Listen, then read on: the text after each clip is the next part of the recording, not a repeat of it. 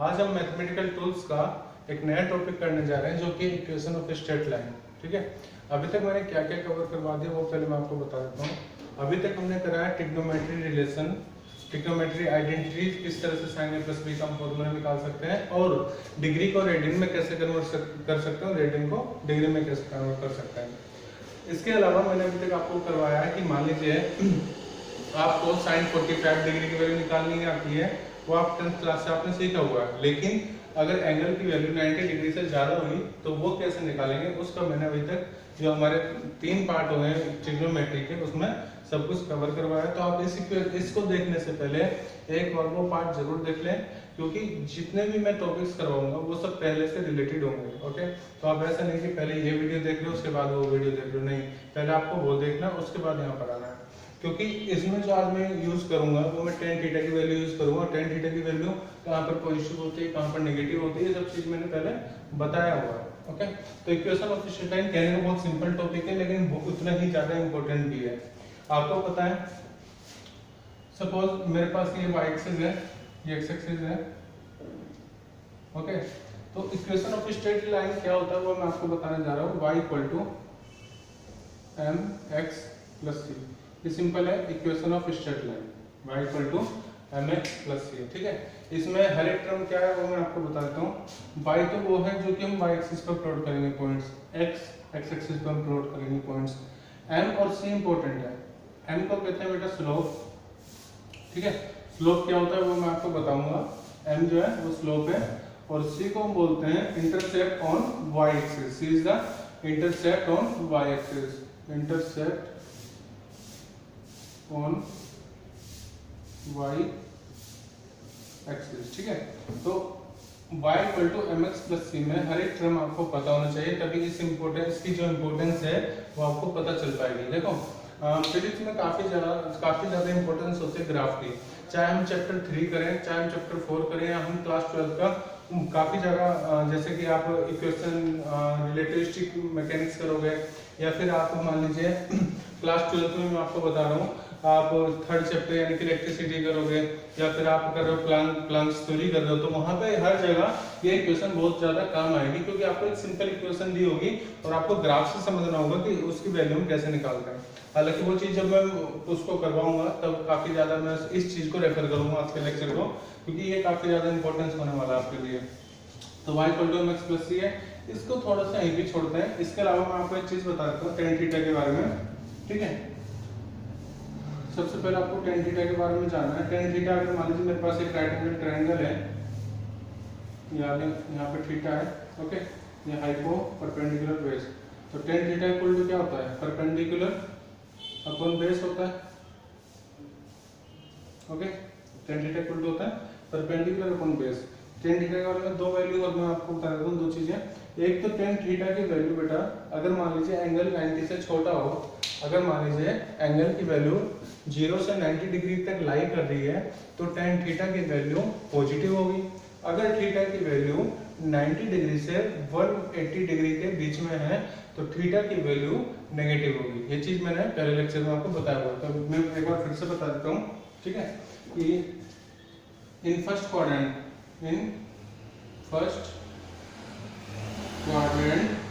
Okay, in first quadrant जो, या फिर हम ये भी कह सकते हैं अगर थीटा की वैल्यू आपकी 0 से 90 डिग्री के बीच में है, ठीक है, 0 से 90 डिग्री के बीच में है, तो tan थीटा की वैल्यू पॉजिटिव होगी। tan थीटा कैसा होगा, पॉजिटिव। ओके, बाकी आपको इसकी वैल्यू पता ही होनी चाहिए, जैसे tan 0 की वैल्यू क्या है, tan 30 की वैल्यू 1/√3, tan 45 की वैल्यू 1, और tan 60 डिग्री की वैल्यू 1/√3 ओनली, और tan 90 डिग्री नॉट डिफाइंड। तो ये वैल्यू आपको पता होनी चाहिए जब हम इसको कर पाएंगे। तो tan थीटा की वैल्यू पॉजिटिव है फर्स्ट क्वाड्रेंट में, थीटा की वैल्यू 0 से 90 डिग्री तक है, यानी कि इस तरह से अगर मैं इसको बनाऊं, तो जब भी एंगल की वैल्यू 90 से कम होगी, ओके, देखिए x एक्सिस या y एक्सिस है, थीटा की वैल्यू मान लीजिए यहाँ पर है इस तरह, तो 90 डिग्री से कम एंगल है तो tan थीटा की वैल्यू कैसे होगी, पॉजिटिव। ठीक है, दूसरी चीज सीखो, मान लीजिए अगर tan थीटा की वैल्यू हमारी, या हमारी जो एंगल है उसकी वैल्यू अगर आपकी सेकंड क्वाड्रेंट में लाई कर रही है, if theta lies in second quadrant second quadrant, अगर वो सेकंड क्वाड्रेंट में होगी बेटा तो क्या होगा, टेन थीटा की वैल्यू फिर नेगेटिव होगी। टेन थीटा की वैल्यू कैसे हो जाएगी, नेगेटिव। एक चीज और ध्यान रखना, मैं जो एंगल मेजर कर रहा हूँ वो एक्स एक्सिस के रेस्पेक्ट में कर रहा हूँ, तो टेन थीटा की वैल्यू कैसे हो जाएगी, नेगेटिव। तो सपोज करो मेरे पास इस तरह का एक्स और वाई एक्सिस है, मान लीजिए वाई एक्सिस और ये एक्स एक्सिस, ओके। तो जो हमारा लाइन जा रही है वो 90 डिग्री से ज़्यादा एंगल बना है, तो इस तरह से जाएगी। तो देखो 90 तो यहाँ से यहाँ तक हो गया, उसके बाद ये तो पूरा एंगल कितना हो गया, थीटा। तो अगर थीटा इस तरह से होगा यानी कि 90 से ज़्यादा होगा तो tan थीटा की वैल्यू नेगेटिव आएगी। अब मैं तो स्ट्रेट लाइन पढ़ा रहा था, लेकिन यहाँ पे ट्रिग्नोमेट्रिक फंक्शन में क्यों आ गया, उसका भी रीजन है बेटा। देखो हम जब स्ट्रेट लाइन करेंगे तो हमें कंपोनेंट निकालना होगा जो कि क्या है, m, और m क्या होता है, स्लोप, ठीक है, स्लोप। और स्लोप ही होता है tan थीटा। कैसे, मैं आपको वो बताऊंगा। तो इसलिए पहले मैंने आपको tan थीटा की इंपॉर्टेंस बता दी कि tan थीटा की वैल्यू पॉजिटिव होगी फर्स्ट क्वाड्रेंट में, tan थीटा की वैल्यू नेगेटिव होगी सेकंड क्वाड्रेंट में, ओके। अब आगे चलते हैं। तो यहाँ तक ये चीज आपको पता होनी चाहिए, और आपको tan 0 से लेकर के tan 90 डिग्री तक की सभी वैल्यू आपको पता होनी चाहिए, ओके। अब आगे करते हैं, अब इन फिर से इस इक्वेशन पर आ जाते हैं, y equal to mx plus c। तो देखो y equal to mx plus c जब मैं लिख रहा हूँ तो यहाँ पर m क्या है, स्लोप, और इसी के बारे में हम ज्यादा बात करेंगे, ठीक है। m क्या है, स्लोप है। तो देखो मान लीजिए एक स्ट्रेट लाइन कुछ इस तरह से जा रही है, ये y एक्सिस है, मान लीजिए लाइन जा रही है कुछ इस तरह से, ओके। और ये वर्चुअल एक्सिस में मान लेता हूँ, ये एंगल में थीटा एज्यूम करो यहाँ पर, ओके। ये एक्स एक्सिस से थीटा एंगल कवर कर रही है, y equal to mx plus c। तो देखो इसमें जो c पार्ट होगा वो क्या होगा, वो मैं आपको बता रहा हूँ। c पार्ट होगा जहाँ पर लाइन ने इंटरसेप्ट किया है ना y एक्सिस पर, जहाँ पर इस लाइन ने y एक्सिस पर इंटरसेप्ट किया है, इस पॉइंट से लेकर के ओरिजिन तक का जो डिस्टेंस होगा इसको हम बोलेंगे c, यानी कि O से लेकर के इस पॉइंट तक की, ये पॉइंट P है, O से लेकर के P पॉइंट तक का जो डिस्टेंस होगा वो क्या होगा, c, ओके। तो c होगा intersect on y axis, slope क्या होगा मैं वो आपको बताने जा रहा हूँ। तो सपोज करो मैंने क्या करें, यहाँ पे लाइन ड्रॉ करी है, परपेंडिकुलर लाइन, ओके। तो यहाँ पे देखो अगर मैं इसमें tan थीटा की वैल्यू निकालना चाहूँ, लेट ये क्या है मेरा y, ये मान लीजिए मेरा पॉइंट है y1, और लेट ये पॉइंट है मेरा y2। सिमिलरली लेट जहाँ पर ये आ रहा है यहाँ पर, यानी कि इस पॉइंट पर ये मैं मान लेता हूँ, एज्यूम कर रहा हूँ कि ये x1 है, और ये जो x एक्सिस पे कट कर रहा है वो मान लेता है x2, ठीक है। अब देखो मुझे ये लेंथ निकालने के लिए कितनी चाहिए, y2 माइनस y1 अपॉन यहाँ पे कितना हो जाएगा, x2 माइनस x1, ठीक है। अब इस वाले ट्रायंगल जो मान लीजिए एंगल p, ये p है, इस पॉइंट को मैं ले लेता हूँ, late p q r s ले लेते हैं, कुछ भी मैं यहाँ पर ले रहा हूँ इसको p q r, ठीक है। तो in triangle p q r में, p q r में अगर आप देखोगे, और सपोज करो मुझे एंगल वैल्यू निकालनी tan थीटा की, तो tan थीटा की वैल्यू क्या हो जाएगी बेटा, वहाँ पे tan theta will be equal to perpendicular upon base होता है ना, परपेंडिकुलर अपॉन बेस मतलब क्यू आर परपेंडिकुलर, बेस मतलब पी आर। तो क्यू आर की आप वैल्यू रखोगे तो वो कितना आएगा, y2 माइनस y1, ओके। और यहाँ पर ये क्यू आर की value I perpendicular y2 minus y1 upon value किसकी आएगी, पी आर की, वो कितना है x2 माइनस x1। तो मैं डायरेक्टली भी ये कह सकता हूँ बेटा कि tan थीटा की वैल्यू कितनी आ गई, y2 minus y1 upon x2 minus x1, okay. एक चीज और बता रहा हूँ, मैंने बताया था m क्या है, स्लोप, और स्लोप ही होता है tan थीटा, ठीक है। स्लोप देखो किस तरह से, स्लोप का मतलब कितना एंगल बना रही है with respect to x axis, और उसका tan कंपोनेंट ले लो, यानी कि tan थीटा। तो tan थीटा की value y2 minus y1 upon x2 minus x1 आ गई, और इसी को हम क्या बोलते हैं, यही है हमारा m, दैट इज स्लोप। तो यहाँ तक ये चीज आपको पता होनी चाहिए कि tan थीटा क्या होता है। tan थीटा अगर हम ग्राफ से निकालें तो ग्राफ से क्या आ जाएगा, y2 minus y1 upon x2 minus x1, ठीक है, इक्वल टू यहाँ पर क्या है m, जो मैंने यहाँ पर इक्वेशन में बताया था, और m क्या है, ms बेटा स्लोप, ठीक है। अब मैं आपको बताता हूँ, आपको याद दिलाता हूँ, ये चीज आपने पहले यूज कर चुके हैं, कहाँ पर नो मैं आपको बता रहा हूँ। क्लास 10th की एनसीईआरटी में, ओके, इलेक्ट्रिसिटी चैप्टर में एक न्यूमेरिकल प्रॉब्लम थी एक्सरसाइज में, ओके, वहां पर आपको एक ग्राफ दिया हुआ था वोल्टेज और करंट का, ठीक है, और वोल्टेज और करंट से ग्राफ बना करके आपको रेजिस्टेंस की वैल्यू निकालनी होती थी वहां पर, और रेजिस्टेंस की वैल्यू हम इस तरह से निकालते थे, जैसे V = IR होता है, ठीक है। सपोज करो मैंने ग्राफ बनाया इस तरह से, यहाँ पे ले रहा हूँ मैं वोल्टेज, यहाँ पे ले रहा हूँ मैं करंट, और ये मेरी स्ट्रेट लाइन आ गई। तो लेट किसी एक पर्टिकुलर पॉइंट पर यहाँ पर, ओके, मुझे ये थीटा निकालना है, ओके। तो tan थीटा की वैल्यू मुझे एक्चुअली में फाइंड करनी है। tan थीटा अगर मुझे मान लो रेजिस्टेंस निकालना है ग्राफ से, तो tan थीटा फाइंड करना पड़ेगा। ये काम हमने करा, हमने क्या करते हैं, V2 - V1 upon I2 - I1। Suppose ये पॉइंट I2 है और ये पॉइंट I1 है, और लेट ये V2 है और ये V1, ठीक है। तो यहाँ पर tan थीटा की वैल्यू हमने इस तरह से तो निकाली थी, और वो क्या आ जाता है, रेजिस्टेंस।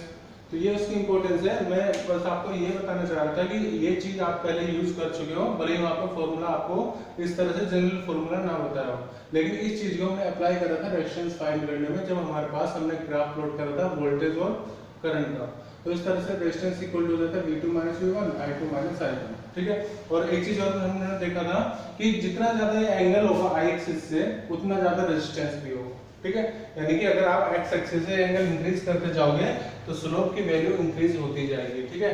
दोबारा इस पॉइंट पे लिख लो, if you are increasing the angle, if suppose now this is x axis, okay, this is y axis, so if you are increasing the angle theta, okay, with respect to x axis, then your slope will increase। जो slope होगा, ढलान होगा, एक तरह से जैसे झूला होता है ना, इस तरह से झूले पे बच्चे झूलते हैं, तो क्या होता है, वो ऊपर बैठते हैं और सीधा नीचे चले जाते हैं। क्यों? क्योंकि वहां पे ढलान है, क्योंकि वहां पे स्लोप है, ओके। तो स्लोप का मतलब समझ में आया, एक तरह से ढलान कितना है उसका, और यहाँ पर वो ढलान क्या है, वो एंगल थीटा की वैल्यू, एक तरह से tan थीटा की वैल्यू।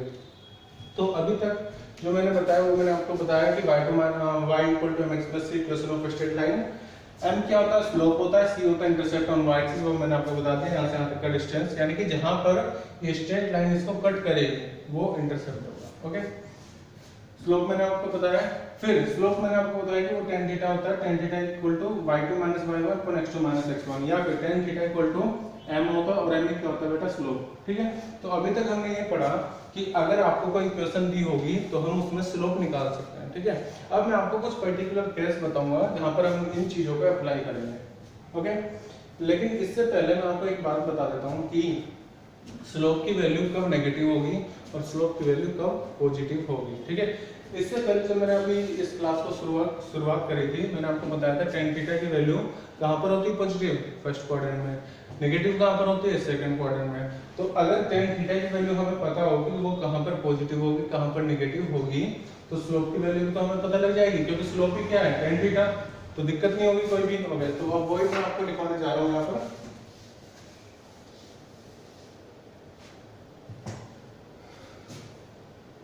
ये इंटरसेप्ट ऑन y एक्सिस है, तो ये दो पॉइंट इंपॉर्टेंट है जो मैं लिखवा रहा हूँ बेटा, ठीक है।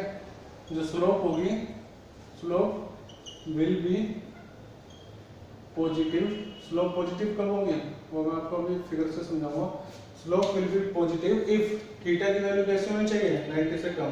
तो मैं यहाँ पे लिख देता हूँ, इफ थीटा जो है वो कम है 90 डिग्री से, ठीक है। फिगर में किस तरह से रिप्रेजेंट करेंगे हम इसको, फिगर में अगर मैं आपको समझाऊं तो मान लीजिए ये हमारा ग्राफ है, ये x एक्सिस, ये y एक्सिस, ओके। तो अगर मान लीजिए स्लोप आपका कुछ इस तरह से जा रहा है, मान लीजिए, तो यहाँ पे जो एंगल बना रहा है x एक्सिस से, थीटा की वैल्यू कैसी है बेटा, 90 से कम है, स्लोप कैसे हो जाएगी आपकी, स्लोप होगी पॉजिटिव, ठीक है। मैंने यहाँ पर लिख दिया slope will be positive if theta की वैल्यू 90 से कम है, तो ओके।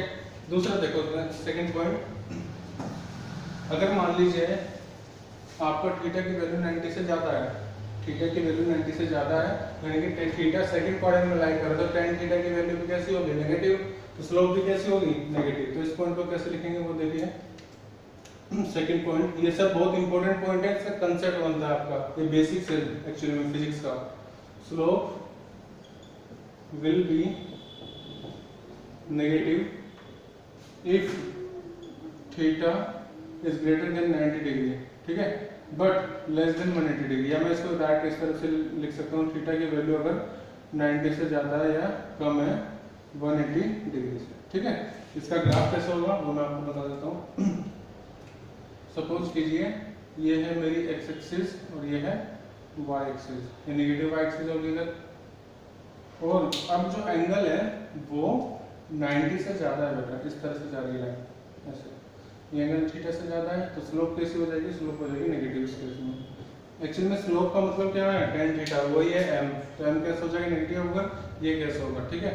इन दोनों को मैं एक ही लाइन में आपको समझाऊंगा कैसे, देखो ये सब आप नोट कर लीजिए एक बार, ये पॉइंट बहुत इंपॉर्टेंट है, ठीक है। और एक चीज और है, जब मैं आपको पढ़ा रहा हूँ आप उस टाइम नोट ना करें, जब वो टॉपिक पूरा हो जाएगा आपको तब नोट करना है, ठीक है। ऐसा नहीं कि आपको 2 जगह माइंड डिस्टर्ब नहीं करना है, कि आप साथ के साथ समझ भी रहे हो लिख भी रहे हो, आपको एक काम, एक बार में एक ही काम करना है।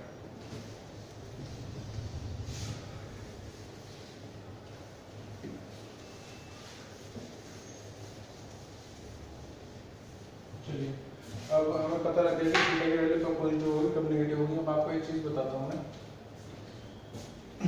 देखो अगर मान लो मैं इस तरह से लिख रहा हूँ ये, ठीक है,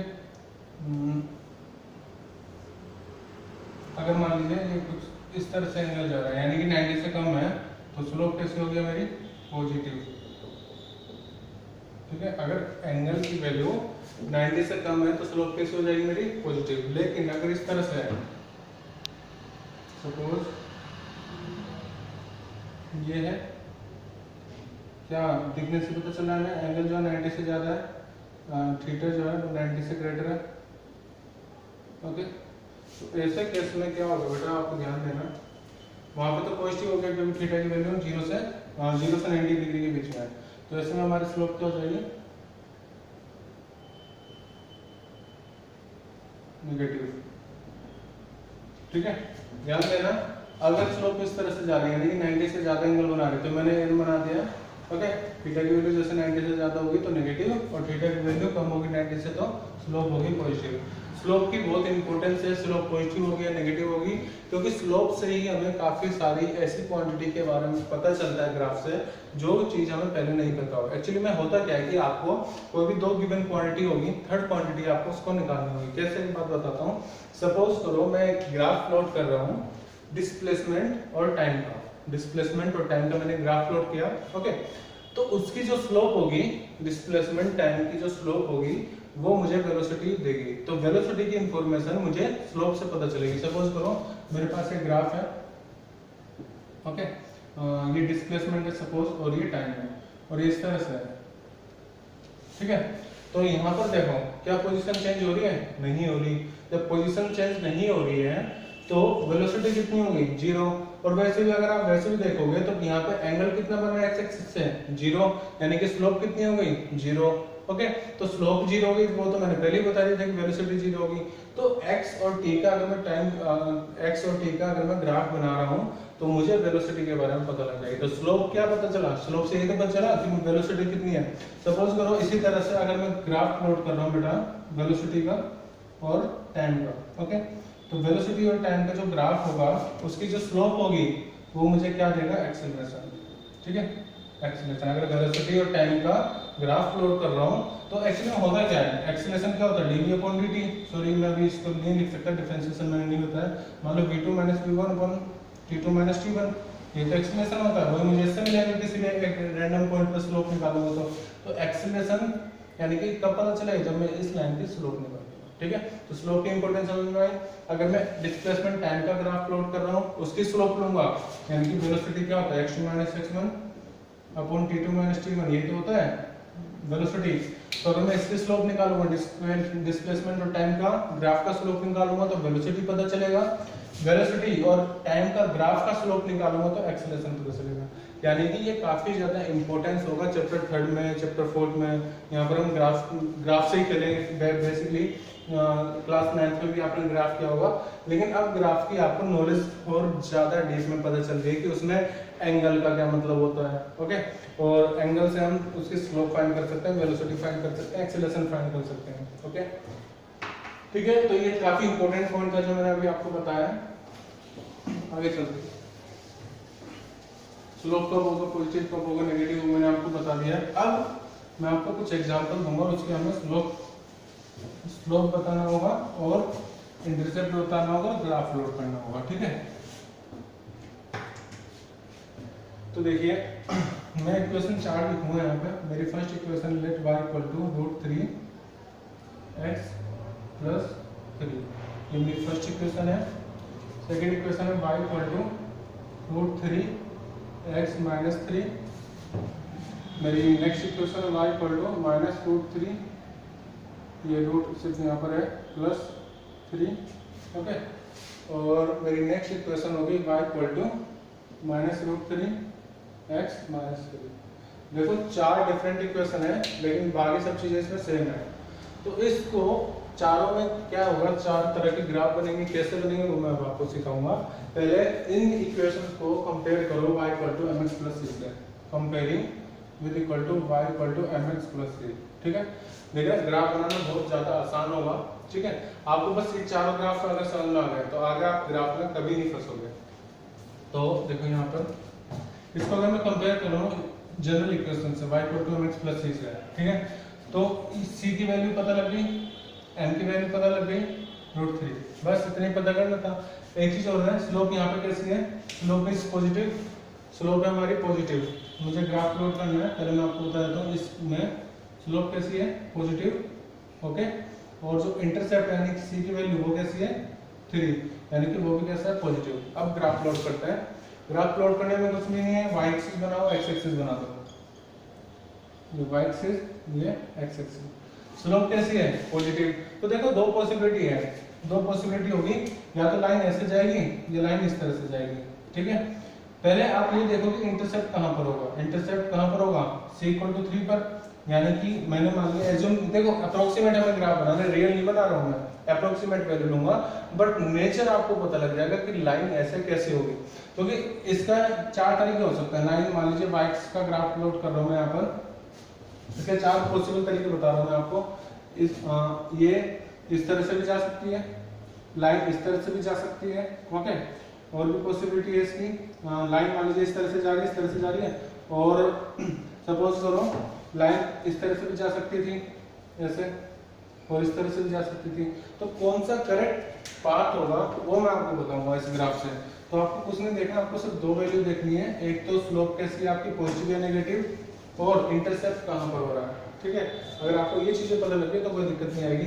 तो स्लोप पॉजिटिव है और इंटरसेप्ट मेरा +3 है। तो क्या है, सबसे पहले y एक्सिस पे जाओ और y एक्सिस पे प्लॉट करो 3, यहाँ पर मान लो अप्रोक्सीमेट बना रहा हूँ मैं। ठीक है, अब c इक्वल टू 3 पता लग गया मुझे। अब ये लाइन इस तरह से भी जा सकती है, ओके, और इसकी ये भी पॉसिबिलिटी होती है। सपोज मैं आपको बता रहा हूँ, इसकी ये भी पॉसिबिलिटी हो सकती है और इसकी ये भी पॉसिबिलिटी हो सकती है। ठीक है, दोनों में जो इंटरसेप्ट हो रहा है वो 3 से हो रहा है, लेकिन जो रियल ग्राफ होगा वो कौन सा होगा, देखो स्लोप कैसा है, पॉजिटिव। ओके, अगर मैं मान लीजिए इस मुझे डिफरेंट मार्कर से एक मिनट में बनाता हूँ इसको। मेरे पास यहाँ पे 2 लाइन है, दोनों में जो इंटरसेप्ट हो रहा है वो कहां से हो रहा है, 3 से। ओके, तो सपोज मेरे पास एक ग्रीन लाइन में आपको बना रहा हूं और एक मेरे पास है रेड लाइन। तो दोनों में से कौन सा ग्राफ सही होगा वो आपको दिखाना है, दोनों में से कौन सी लाइन सही होगी। तो बस आप ये देखो स्लोप कैसी है, पॉजिटिव। अब स्लोप पॉजिटिव है तो एक्स एक्सिस से जो एंगल बनेगा वो 90 से कम होगा। तो अगर आप दोनों में देखो बेटा, अगर मैं मान लीजिए रेड लाइन के लिए देख रहा हूँ, ठीक है, एक्स एक्सिस से एंगल देखना है मुझे, तो ये एंगल रेड लाइन के लिए थीटा की वैल्यू 90 से कम है, theta is 90 less than 90 degree. और जब आप ग्रीन वाले के लिए देख रहे हो, ग्रीन वाले के लिए तो एंगल की वैल्यू क्या है, 90 से ज्यादा है। ओके, तो ग्रीन वाला तो पॉसिबल नहीं है क्योंकि वो तो वहां पर स्लोप नेगेटिव हो जाएगा। तो जो करेक्ट लाइन होगी वो कौन सी होगी, करेक्ट लाइन होगी रेड वाली, यानी कि ये। ठीक है, यानी कि ये गलत है लाइन, और सही लाइन कौन सी होगी, ये वाली। तो आपको बस क्या देखना है, आपको देखना है कि स्लोप पॉजिटिव है या नेगेटिव है, उसी हिसाब से आपको एंगल सेलेक्ट करना होगा। तो सही जो लाइन होगी वो इस तरह से होगी। ओके, यहाँ पर स्लोप भी पॉजिटिव है और जो इंटरसेप्ट हो रहा है वो भी पॉजिटिव है। अब आते हैं नेक्स्ट ग्राफ पे। नेक्स्ट इक्वेशन है हमारी y equal to √3x minus 3। सबसे पहले क्या करना है, कंपैरिजन करना है। कंपैरिजन करने में c की वैल्यू कैसी, नेगेटिव, स्लोप यानी कि हम √3 यानी कि वो कैसा है, पॉजिटिव। √3 में से एंगल कितना बना रहा होगा, अप्रोक्सीमेट अगर देखा जाए तो 60 डिग्री। ठीक है, ओके, तो स्लोप यहाँ पे कैसे होगी, पॉजिटिव। अब ग्राफ प्लॉट करते हैं। तो लेट ये y एक्सिस और ये x एक्सिस, आपको इंटरसेप्ट कहाँ पर करवाना है, नेगेटिव पर। तो मैं इसको थोड़ा नीचे ले जा रहा हूँ, देखिए नेगेटिव एक्सिस हो जाएगी, ये एक्स एक्सिस है, ओके।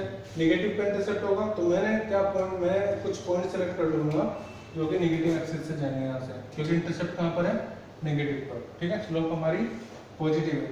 अब फिर से यहाँ पे दो पॉसिबिलिटी होगी, एक लाइन इस तरह से जा सकती है, ओके, और दूसरी लाइन इस तरह से जा सकती है, जैसे ये दोनों 3 से जा रहा है, तो करेक्ट कौन सी होगी, स्लोप देखो पॉजिटिव कहाँ पर है, यानी एंगल जो 90 डिग्री से कम बना रहा होगा वो पॉसिबिलिटी होगी। अगर मैं यहाँ पर ये ग्रीन लाइन देख रहा हूँ तो ग्रीन लाइन एंगल कितना बना रही है, 90 से कम बना रही है, और रेड लाइन एंगल जो है वो 90 से ज्यादा बना रही है, तो करेक्ट क्या हो जाएगी, करेक्ट लाइन हो जाएगी ये वाली, ठीक है। यानी कि जब भी स्लोप हमारा पॉजिटिव होगा तो लाइन इस तरह से जाएगी, यानी कि 90 डिग्री से कम एंगल बनाएगी। तो ये रेड वाली तो पॉसिबल नहीं है, इसको हटा देते हैं, ओके। तो ये हमारी लाइन हो जाएगी। अब आप देखो इसमें इंटरसेप्ट कहाँ पर हो रहा है, 3 पर, और स्लोप भी कैसी है, 90 से छोटी है, ओके। अब नेक्स्ट ग्राफ चलते हैं। नेक्स्ट इक्वेशन है हमारी y = -√3x, ओके, और +3। तो यहाँ पर अगर आप कंपेयर करोगे तो c की वैल्यू कैसे आ गई, +3, और स्लोप कैसा आ गया, यानी कि m की वैल्यू नेगेटिव है। स्लोप नेगेटिव होगी तो मतलब क्या होगा, एंगल जो है वो ज़्यादा होगा 90 डिग्री से, ओके। चलिए, तो सबसे पहले पॉइंट सेलेक्ट कर लो अपना, पॉइंट कहाँ पर है आपका, +3 पर, तो +3 यहाँ पर मैंने लिया। अब दो पॉसिबिलिटी हो सकती है, यहाँ से भी लाइन जा सकती है और इस तरह से भी लाइन जा सकती है, लेकिन स्लोप नेगेटिव है तो एंगल ज़्यादा होगा 90 से, तो बस ये पॉसिबिलिटी होगी आपकी, ठीक है। यहाँ पर देख रहे हो तो एंगल जो है वो 90 से ज़्यादा है, ओके। तो यहाँ पे ये एक्स एक्सिस था, ये हमारा वाई एक्सिस था, ये हमारा इंटरसेप्ट हो गया 3 पर, ओके। स्लोप हमारा ये देखो एंगल बन रहा है ना 90 से ज़्यादा एक्स एक्सिस से, तो ये आपको देखना था। नेक्स्ट एक्सप्रेशन y = -√3x - 3, तो यहाँ पर स्लोप कैसे नेगेटिव है, ठीक है, और c की वैल्यू भी नेगेटिव है। इसमें देखते हैं कैसे ग्राफ आएगा।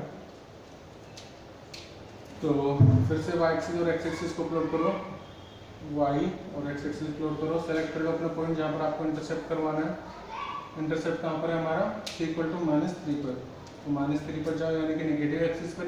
स्लोप कैसी है, स्लोप है हमारी नेगेटिव, तो स्लोप एक यहाँ पे स्लोप नेगेटिव थी, ओके। यहाँ पर इंटरसेप्ट कहाँ पर हो रहा है, -3 पर, तो स्लोप कैसी है, नेगेटिव, यानी कि नेचर तो वैसे ही होगा 90 डिग्री से एंगल ज़्यादा बनाएगा, तो पॉसिबिलिटी ये भी हो सकती थी और इस तरह से भी हो सकती थी, लेकिन हम तो 90 से ज़्यादा बनाएंगे, स्लोप नेगेटिव है।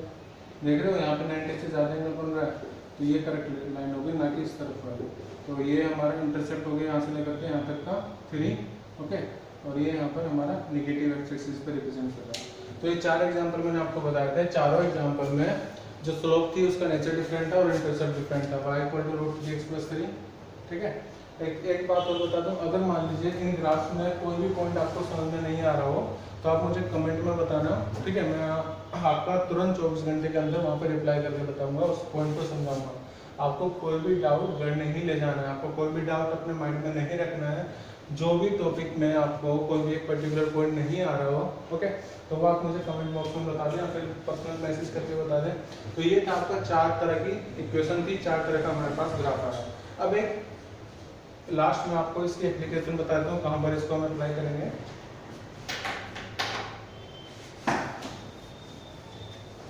एप्लीकेशन किसी भी चीज़ की जानना बहुत ज़रूरी होता है, काफ़ी ज़्यादा इंपॉर्टेंस है y = mx + 3 का। मैं काफ़ी बार रेफर करूँगा इस लेक्चर को आपको, तो इसको ध्यान से समझना है।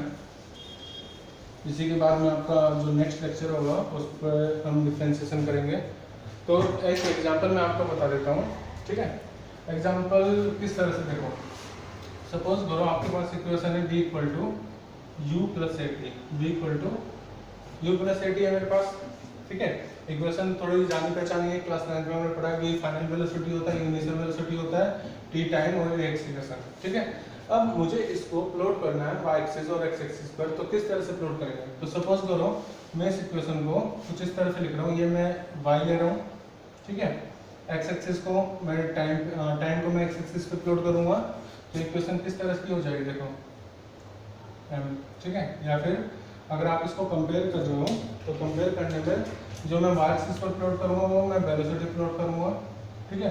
जो मेरा इंटरसेप्ट होगा वो क्या होगा, इनिशियल वेलोसिटी और जो मैं टाइम एक्स एक्सिस पे प्लॉट करूंगा वो क्या हो जाएगा टाइम, और स्लोप क्या देगा एक्सेलरेशन। ठीक है, समझ में आया?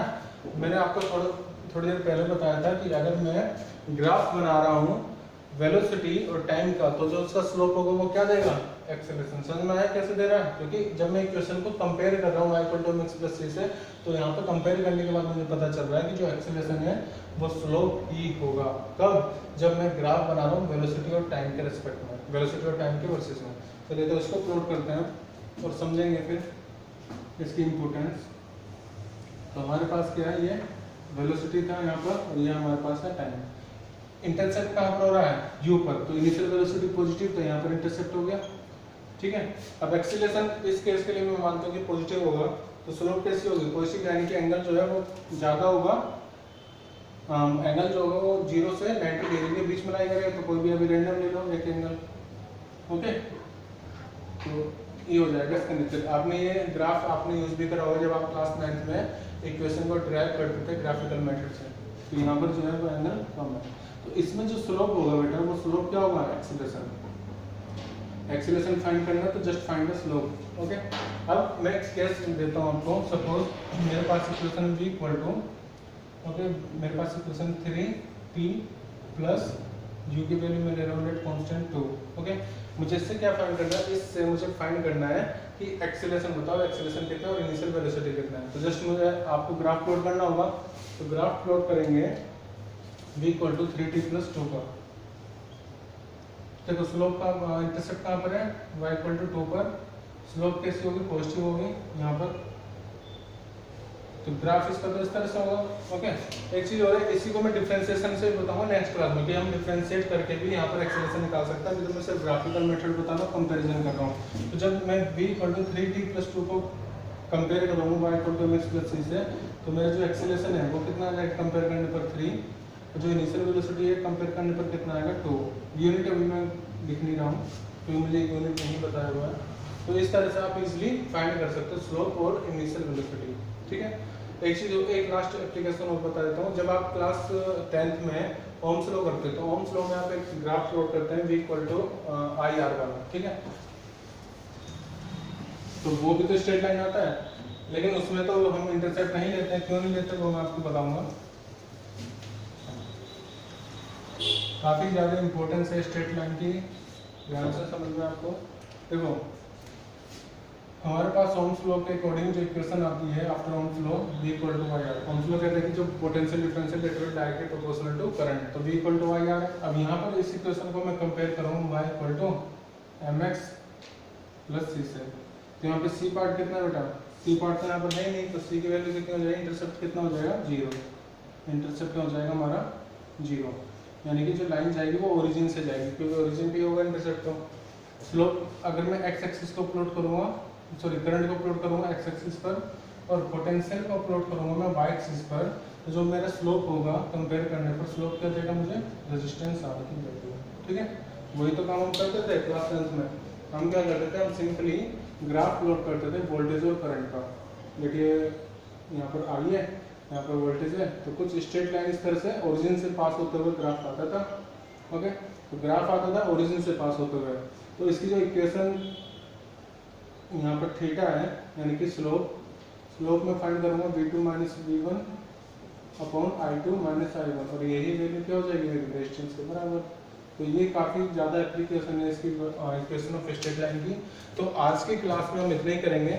नेक्स्ट क्लास में इसी की शुरुआत से मैं आपको बताऊंगा y इक्वल टू mx+c की शुरुआत लेकर के मैं आपको पहले बताऊंगा स्लोप से मैं आपको बताऊंगा डिफरेंशिएट करना, क्योंकि डिफरेंशिएट जो होगा, डिफरेंशिएट भी हमें एक तरह से अगर मैं किसी चीज़ का फर्स्ट डेरिवेटिव करता हूँ तो वो मुझे डिफरेंशिएशन करने के बाद वो स्लोप ही हम निकालते हैं वहाँ पे भी। तो मैं इस लेक्चर को और नेक्स्ट लेक्चर को कोरिलेट करूँगा। ओके, तो आपको पहले इसको ध्यान से समझना है। ओके, तभी आपको जो नेक्स्ट लेक्चर होगा वो आपको समझना होगा। तो आज की क्लास में इतना ही करते हैं। Thank you, bye bye. पढ़ते रहिए, बढ़ते रहिए।